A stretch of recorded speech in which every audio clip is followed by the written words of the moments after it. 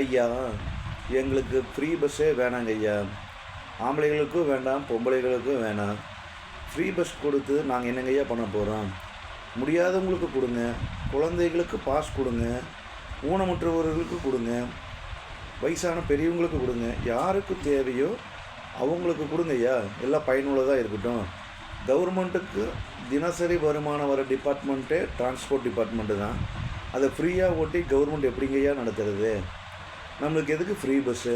யாருக்கு தேவையோ அதுக்கு அவங்களுக்கு போகட்டுங்க ஐயா. ஒரு திட்டம் நடைமுறைப்படுத்துறதுல எந்த ஒரு வெற்றியுமே கிடையாது.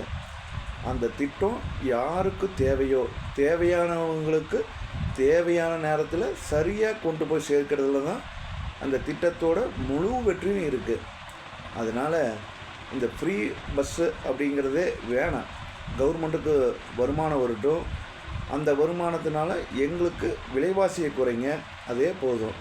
குழந்தைகளுக்கு நல்ல படிப்பை கொடுங்க, படிக்கிறதுக்கு ஃப்ரீயாக பஸ்ஸை கொடுங்க. அந்த மாதிரி சலுகைகள் பண்ணுங்க ஐயா. எங்களுக்கு எதுக்கு ஃப்ரீ கொடுத்து கவர்மெண்ட்டை தேவையில்லாமல் திவாலாக்குறீங்க?